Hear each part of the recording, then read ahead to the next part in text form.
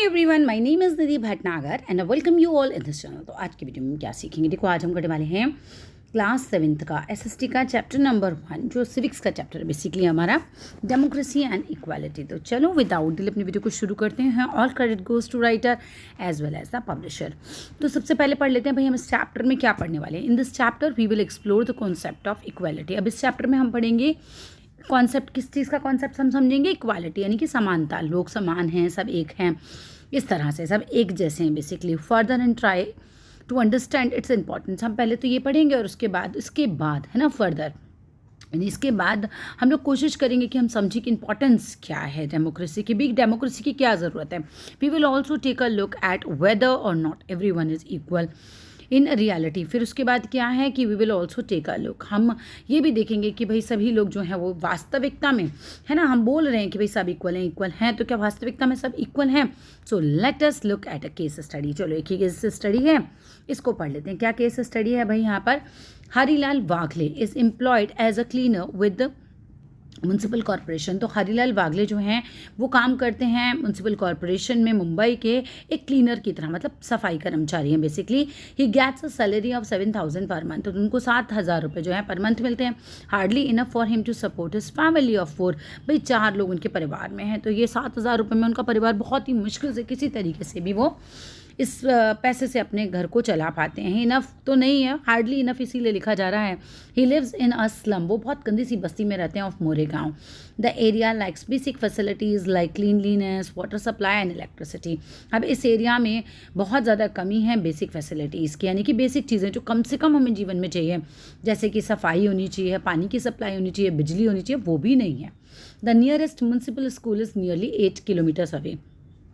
जो पास का municipal school है वो लगभग 8 किलोमीटर दूर है। 8 किलोमीटर भी जिनके पास व्हीकल नहीं है उनके लिए काफ़ी दूर है। एज अ रिजल्ट क्या हो रहा है कि most of the kids in the slum do not get a chance to go to school. तो ज़्यादातर जो स्लम के बच्चे हैं, जो उस गंदी बस्ती के बच्चे हैं, वो स्कूल भी नहीं जा पा रहे। The people of Moregaon have launched several complaints. तो मोरेगांव के लोगों ने भी बहुत सारी कंप्लेंट्स जो हैं वो लॉन्च की विद द म्यूनसिपल कॉरपोरेशन में जाके वो लिखवाते रहे and to make the area habitable by providing them basic communities. क्या लिखवाई उन्होंने कि भाई इतना तो कर दो, बेसिक कम्युनिटीज़ तो दे दो यहाँ पे कि लोग हैबिटेबल मतलब रहने योग्य हो जाए एटलीस्ट ये जगह। जस्ट अक्रॉस द स्लम इन मोरेगांव, बस उसके पास ही समझ लीजिए, मोरेगांव के पास, ये जो गंदी बस्ती है हमारी, इसके पास ही इज़ मीराबाग कॉलोनी। दूसरी कॉलोनी है Mirabagh which has round and clock water. उसमें मतलब 24 घंटा पानी आता रहता है, सप्लाई होती है। अदर बेसिक एमिनिटीज़ भी हैं। The entire colony is sparkling clean, बिल्कुल चमकदार है, साफ़ है बिल्कुल, एंड वेल मेंटेन्ड है ये। इसके अलावा बात करें, most children of this colony go to private school. ज़्यादातर बच्चे इस कॉलोनी के प्राइवेट स्कूल्स में जाते हैं, इधर in their vehicles, in their own vehicles. या तो ये बच्चे अपने ही व्हीकल से जाते हैं, अपनी कार वगैरह से जाते हैं, बाइक से जाते हैं, और बाय स्कूल ट्रांसपोर्ट, या फिर वो लोग स्कूल ट्रांसपोर्ट को भी यूज़ कर लेते हैं। इन द लास्ट इलेक्शन की अगर हम बात करें, पिछले इलेक्शन में the candidate from the area was मुल्क राज। जो कैंडिडेट जीते होंगे इलेक्शन में वो थे Mulk Raj. He had promised to basic electricity, उन्होंने प्रॉमिस किया था कि भाई वो बेसिक इलेक्ट्रिसिटी और वाटर सप्लाई देंगे मोरेगांव के लोगों को। Harilal and other people from the slum as well as from those Mirabagh had voted in his favour. भाई हरीलाल जो थे और उनके अलावा बाकी लोग जो स्लम में रहा करते थे, प्लस मीराबाग के लोगों ने, सब ने उनके फेवर में वोट किया और फाइनली वो जीत भी गए थे। How ever after becoming an MLA, लेकिन फिर भी एमएलए बनने के बाद मुल्क राज फॉरगॉट हिज प्रॉमिस, मुल्क राज अपना प्रॉमिस भूल गए। एंड ही हैड मेड, जो उन्होंने किया था, and the area still awaits it's turn off Fortune. वो किसी तरीके से एरिया आज भी अपने भाग्य को बदलने के लिए बैठा है। बेसिकली आज क्या है कि वो इंतज़ार कर रहे किसी तरीके से आए और मुझे बेसिक फैसिलिटीज़ मिले। चलिए आगे देखते हैं। Equality in democracy. अब इक्वालिटी का मतलब क्या होता है भाई, इक्वालिटी मतलब सब लोग इक्वल हैं, सबको सेम राइट्स मिलेंगे। अब डेमोक्रेसी में क्या इक्वालिटी होती है, इसको पढ़ते हैं। The essence of democracy is equality. अब अगर हम बात करें कि भाई डेमोक्रेसी में क्या ज़रूर होना चाहिए, वो है इक्वालिटी, सब लोग इक्वल होने चाहिए, तभी तो सबको इक्वली वोट देने का अधिकार है। इन अ डेमोक्रेटिक कंट्री, एक डेमोक्रेटिक कंट्री जैसे लाइक इंडिया, एवरी एडल्ट, जितना भी बड़े लोग हैं, एडल्ट लोग हैं, इर्रिस्पेक्टिव ऑफ देयर रिलीजन, फ़र्क नहीं पड़ता उनका रिलीजन क्या है, क्लास क्या है, कास्ट क्या है और एजुकेशन क्या है, इज़ फ्री टू वोट। सब लोगों को वोट देने का अधिकार है। And this is known as universal adult franchises. इसी बात को कहते हैं कि भाई सब समानता का अधिकार है, एक तरीके से सबको वोट देने का समान अधिकार है। यूनिवर्सल एडल्ट फ्रेंचाइज का मतलब होता है जो 18 साल का हो गया उसको वोट देने का अधिकार है। Basically universal adult franchise ensure करता है that all people are treated equally, कि जितने भी लोग हैं सबको इक्वली ट्रीट किया जाएगा। ऑल एडल्ट्स, जितने भी एडल्ट्स हैं, एक्सरसाइज करेंगे देयर वोटिंग राइट्स, अपने वोटिंग राइट को वो यूज़ करेंगे टू कास्ट देयर वोट, अपना वोट देने के लिए in favour of a candidate of their choice, जिस कैंडिडेट को वो देना चाहते हैं उसको। दे हैव इक्वल राइट्स, उनको बराबर के राइट हैं टू चूज़ देयर रिप्रेजेंटेटिव, अपने रिप्रेजेंटेटिव को चुनने का उन्हें पूरा अधिकार है। वी हैव सीन, हमने देखा है इन द केस स्टडी में that the people of Moregaon and Mirabagh cast their votes, कि मोरेबाग और मीराबाग, मोरेगांव और मीराबाग दोनों जगह के लोगों ने जो है इलेक्शन में अपने अपने वोट दिए थे। Mirabagh cast their votes during election, ये तो हमने पढ़ ही लिया। The people of the two areas have equal rights, दोनों जगह के लोगों को equal rights and choosing their representative, अपना रिप्रेजेंटेटिव चुनने का। But are they really equal, क्या ये इक्वल है? नहीं, एक तरफ तो बहुत गरीबी और दूसरी तरफ लोग बहुत समर्थ हैं। In fact the people of Moregaon and Mirabagh live in great contrast. Great contrast मतलब बिल्कुल अपोजिट है एकदम। एक तरफ बहुत अमीर है, सब लोग सही है, सब कुछ चीज़ें बढ़िया चल रही हैं, एक तरफ गरीबी चल रही है। While the people of Mirabagh live in clean surrounding, the people living in Moregaon do not even have the access to the basic amenities, और मोरेगांव के लोगों के पास तो बेसिक एमिनिटीज़ तक नहीं है, बेसिक चीज़ें भी नहीं है। One reason for such a contrast is the difference in the income earned bye them, एक कारण यही है कि भाई इन लोगों की जो इनकम है उसमें बहुत ज़्यादा अंतर है। लोग कमाते, एक तरफ जो गांव के लोग हैं, मोरे गांव के लोग हैं, वहाँ तो बहुत कम इनकम है उनके पास, और दूसरा है कि जो मीराबाग के लोग हैं वहाँ के लोगों की इनकम ज़्यादा है। ठीक है। Another reason could be the general apathy. Apathy का मतलब होता है, एपैथी मतलब ऐसे समझो उदासीनता, गवर्नमेंट उनको देख ही नहीं रही, अथॉरिटीज़ उनको ध्यान ही नहीं दे रही है, एपैथी नहीं है उनके प्रति towards the people and the plight मतलब कसम जो आपने खाई थी ना, वचन दिया था कि हाँ भाई हम जीत जाएंगे तो हम करेंगे आपके लिए कुछ, ऐसा वो लोग कुछ भी नहीं कर रहे। अदर फॉर्म्स ऑफ इनइक्वालिटी की अगर हम बात करें तो इन अ डेमोक्रेटिक कंट्री जैसे कि हमारा इंडिया है ना, like India, equality and inequality को एग्जिस्ट, मतलब साथ में ही रहते हैं बेसिकली। इक्वालिटी और इनइक्वालिटी दोनों ही साथ में रहते हैं। ऑन वन हैंड एक तरफ तो क्या होता है, there is equality in the form of universal adult franchise, कि सभी लोगों को जो है एक तरफ हम कहते हैं कि वोट देने का बराबर का अधिकार है, और ऑन द अदर हैंड दूसरी तरफ इनइक्वालिटी इज़ पर पैचुएटेड मतलब कायम रखी गई है एक तरीके से है थ्रू डिफरेंसेस इन इनकम्स, लोगों के अंदर जो है इनकम का बहुत ज़्यादा अंतर है। Other forms of inequality also exist in India. तो इस तरीके से दूसरे भी कुछ और हम उदाहरण दे सकते हैं जहाँ पर इनइक्वालिटी इंडिया में है। The most common form of social inequality, सामाजिक असमानता का सबसे बड़ा उदाहरण है कास्ट सिस्टम। लोग कास्ट के आधार पर जो एक दूसरे के साथ मतलब भेदभाव बहुत रखते हैं। द शेड्यूल्ड कास्ट और Dalit have long been treated unequally. अब दलित लोगों के साथ तो बहुत समय तक जो है बहुत ही ख़राब बिहेव किया गया था, बहुत अनइक्वल ट्रीटमेंट उनको दिया गया था। Even today in many places in India they are denied access to facilities like portable water नहीं है पीने का उनके पास, टेम्पल्स नहीं है, एजुकेशन नहीं है, एम्प्लॉयमेंट नहीं है, तो ये सब चीज़ें उनको नहीं मिली है। Doctor Bhimrao Ambedkar who believed in equality, doctor Bhimrao Ambedkar जो कि विश्वास रखते थे इक्वालिटी में, आउटलाइंड हिज विजन, उन्होंने अपने सपने के बारे में कुछ लिखा था कि आइडल सोसाइटी बेसिकली कैसी होनी चाहिए। My ideal would be a society based on liberty. भाई मेरी आइडल सोसाइटी जो है वो होनी चाहिए कि लोग वहाँ पे स्वतंत्र होने चाहिए, इक्वालिटी होनी चाहिए उसके अंदर, और भाईचारा होना चाहिए। फ्रेटर्निटी मतलब भाईचारा होना चाहिए, लोग एक दूसरे से प्यार करें, हम यहाँ पर दे भी रखा है मीनिंग, फ्रेंडशिप हो लोगों के अंदर, म्यूचुअल सपोर्ट हो विद अ ग्रुप, ठीक है, ये सब चीज़ें होनी चाहिए। And idol society should be mobile, यानी कि गतिमान होनी चाहिए, आगे बढ़ना चाहिए। एंड फुल ऑफ चैनल्स मतलब सोर्सेज होने चाहिए, लोग जो करना चाहते हैं उसे करने के लिए उनके पास अपॉर्चुनिटीज़ होनी चाहिए which allow the changes taking place in one part two affect the other parts. In an ideal society there should be many interests consciously communicated and shared, मतलब बहुत सा सभी लोगों के जो इंटरेस्ट एक तरीके से कॉन्शियसली वो उनके बारे में बात की जानी चाहिए, शेयर किए जाने चाहिए। दिस इज़ फ्रेटर्निटी, ये एक कहना चाहिए भाईचारे वाला भाव है, which is the only another name for democracy, मतलब डेमोक्रेसी का ही एक दूसरा नाम हम कह सकते हैं इसे।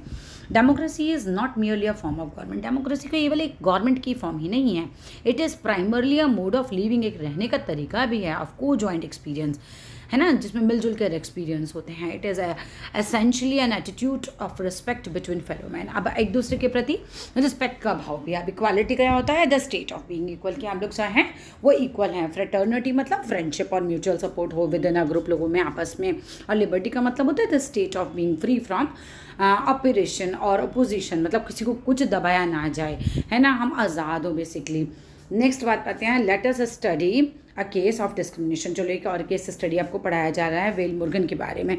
तो ये कौन है हमारे वेल मुर्गन, अ दलित बॉय, एक दलित बॉय है, एक दलित कास्ट का लड़का है, एंड रमेश दूसरा लड़का है, नॉन दलित है। आर फ्रेंड्स फ्रॉम स्कूल, दोनों स्कूल से फ्रेंड्स होते हैं। तो Vel Murugan is often invited to study with Ramesh. अक्सर रमेश उसको बुला लिया करता था कि चलो साथ पढ़ेंगे at his home, as Vel Murugan's home in the Dalit colony does not have electricity, क्योंकि वेल मुर्गन के घर में इलेक्ट्रिसिटी नहीं आया करती थी। वो दलित था ना, तो एक सिंपल सी बहुत ही कॉलोनी में रहता था जहाँ पे उसके पास बेसिक कम्युनिटीज़ तक नहीं थी, मतलब इलेक्ट्रिसिटी भी नहीं होती थी उसके यहाँ। And the street lamp outside, जो उसके घर के बाहर स्ट्रीट लैम्प था, इज ऑफन ब्रोकन, तो अक्सर वो टूटा हुआ होता था। तो Vel Murugan is a bright student. Vel Murugan जो था वो बहुत ब्राइट स्टूडेंट था, बढ़िया स्टूडेंट था एकदम पढ़ने में। And he helps Ramesh with his homework, Ramesh की वो मदद करता था होमवर्क में, मतलब पढ़ने में अच्छा था, रमेश की मदद करता था। वेल मुर्गन कौन है, दलित लड़का है, समझ रहे हो ना। आगे आओ, however Vel Murugan must always sit outside the house on the floor below the elevated platform of the verandah, मतलब बरामदे में जो उठा हुआ जो प्लेटफॉर्म है, एक तरीके से जगह है वहाँ पे बनी हुई, चबूतरा जिसे हम बोलते हैं, वहाँ पे वो बैठा करता था।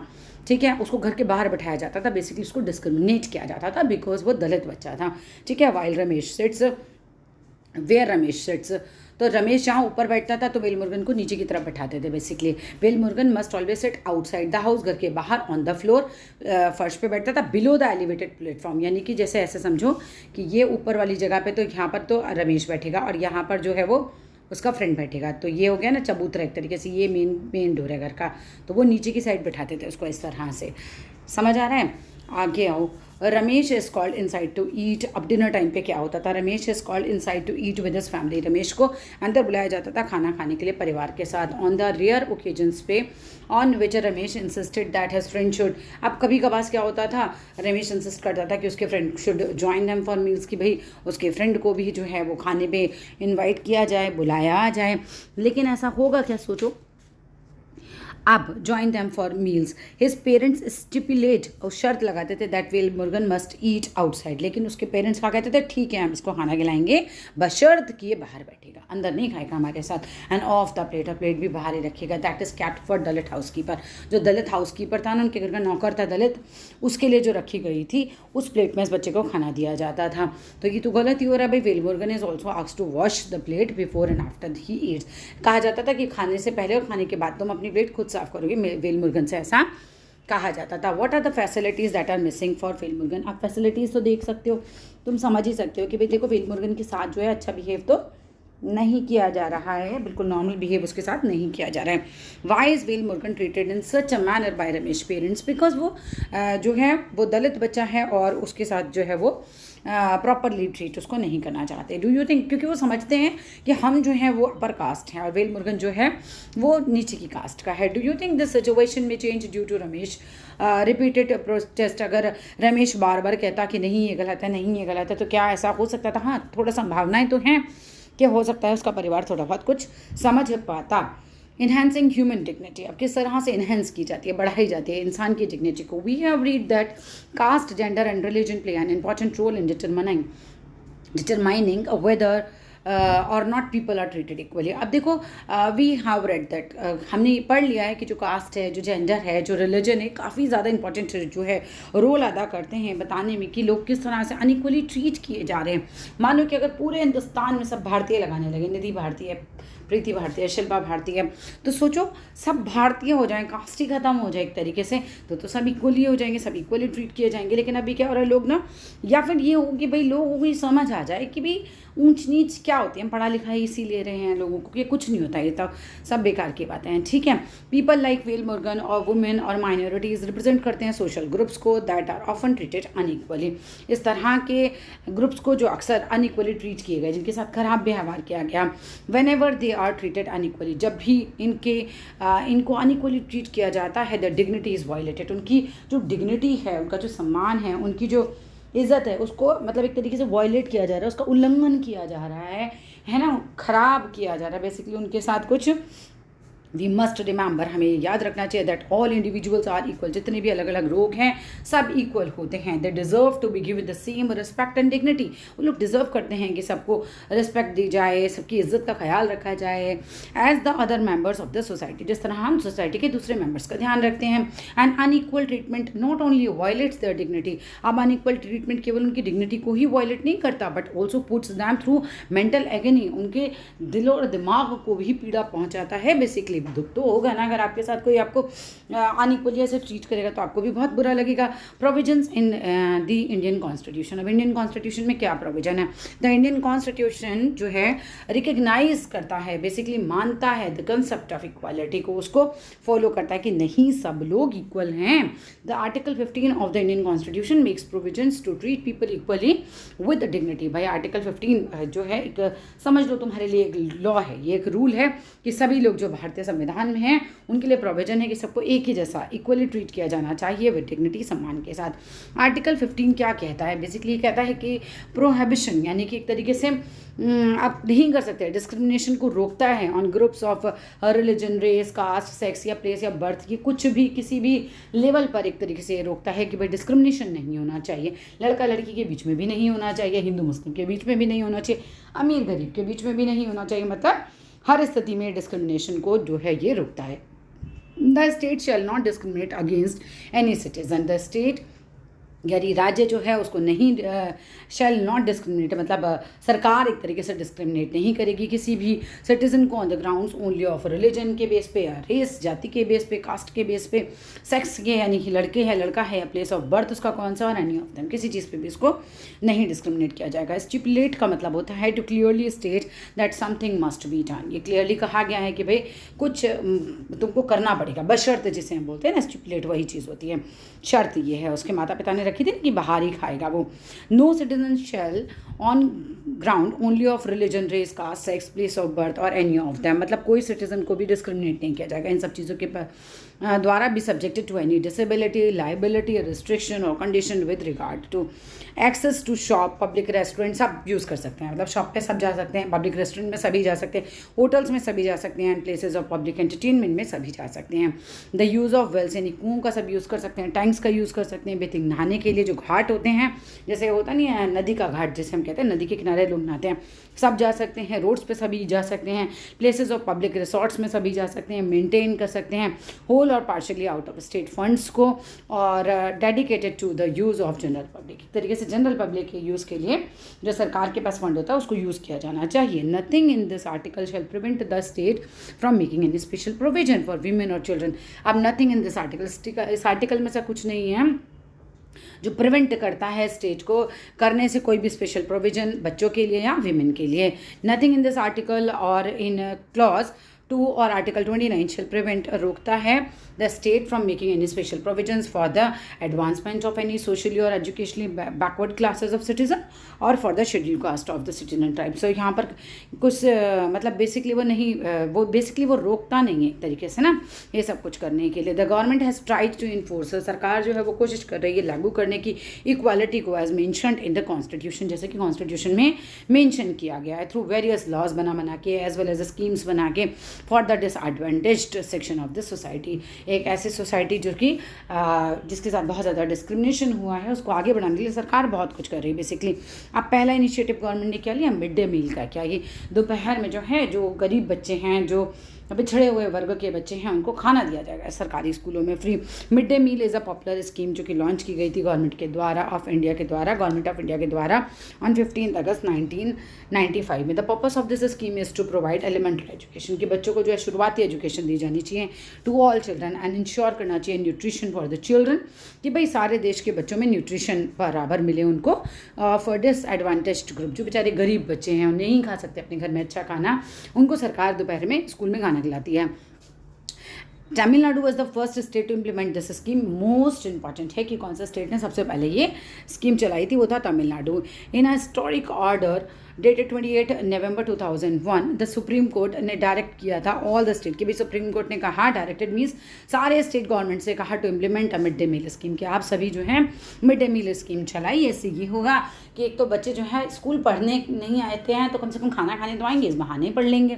और दूसरी बात है कि अगर किसी देश की जनता ही जो है वो बीमार होगी, भुखमरी वहाँ होगी, तो क्या वो उसका डेवलपमेंट होगा। तो सरकार की बात समझ में आती है कि भाई जो पब्लिक है उसको ना हेल्दी होना बहुत ज़रूरी है। हेल्दी आदमी तो काम कर पाएगा और जो काम नहीं करेगा तो लाइबिलिटी बन जाएगा बाकी लोगों के ऊपर। तो इसीलिए इस तरह की स्कीम्स चलाई गई हैं। Apart from some regional variations, कुछ रीजनल जगह जगह की कुछ वेरिएशंस रही, the achievements of the mid day meal scheme are impressive, काफ़ी इंप्रेसिव रही है mid day meal scheme. The scheme has led to a significant rise in number of girls student. अब इसके बाद क्या हुआ, लड़कियों को खूब स्कूल में आने लग गई हैं and the enrolment of number of poor children भी बहुत ज़्यादा हुए, मतलब गरीब बच्चे भी आने लगे, लड़कियाँ भी आने लगी। लोग लड़कियों को वैसे नहीं भेजते थे खाने, लेकिन खाना खाने भेजने लगे, चलो घर का खाना बचेगा, जाओ तुम स्कूल चले जाओ। Children who fail to attend the classes earlier are more regular now. और जो पहले जो अटेंड नहीं कर पाते थे स्कूल, अब तो बहुत रेगुलरली वो स्कूल आने लग गए। Some children started attending school में मैरली, कुछ जो बच्चे हैं वो अटेंड करने लगे स्कूल को मैरली, मतलब खुशी से, to get the free wholesome meal. उनको लगा वाओ यार फ्री में खाना मिलेगा तो चलते हैं स्कूल ही चलते हैं। This scheme also helps to reduce caste distinctions. अब इस स्कीम ने क्या किया कि कम कर दिया कास्ट में अंतर, बहुत मतलब सारे बच्चे अब इकट्ठा बैठ के खा रहे हैं ना, as the children of both upper caste and lower caste have the meal together. तो सब अमीर गरीब सब इकट्ठा बैठ के खाना खा रहे हैं स्कूल में। तो it has also brought about a distinct social change. अब ये बहुत ज़बरदस्त एक सामाजिक बदलाव हुआ। Women and people from economically disadvantaged sections have been employed as cooks. अब औरतों को कुक की तरह रखा गया और उनको असिस्टेंट की तरह रखा गया। कौन से, जो जिनको हम कहते थे दलित हो, तुम ये हो, तुम वो हो, वही उन्हीं को खाना बनाने के लिए रख लिया। अब सब लोग इकट्ठा खा रहे हैं तो देखो उन लोगों को भी इज्जत महसूस होगी कि हमारे हाथ का खाया जा रहा है, ठीक है। अब this is a small way जो हेल्प करता है in addressing gender and caste inequalities को and unequal access to education को। Equal opportunities in private schools. अब प्राइवेट स्कूल्स में भी इक्वल अपॉर्चुनिटीज़ होनी चाहिए, सरकार ने किया। रियलाइजिंग द गल्फ, भाई सरकार ने रियलाइज़ किया कि भैया ये तो बीच में खाई सी होती चली जा रही है, that exist in the types of school, कि भाई रिच लोगों के लिए अलग टाइप का स्कूल है, पुअर के लिए अलग टाइप का स्कूल है। That the rich and poor go to the government in some states have made it mandatory for the private schools to provide some seats to economically weaker section of the society. यानी कि ये हुआ कि आपके जो private schools होते हैं ना, उसमें कुछ जो सीट्स होती हैं वो वीकर सेक्शन के बच्चों को देना अनिवार्य कर दिया गवर्नमेंट ने, कि चलो मानो कि कुछ परसेंटेज जो है इसमें ये वाले वीकर सेक्शन के बच्चे आपको लेने ही पड़ेंगे, ठीक है।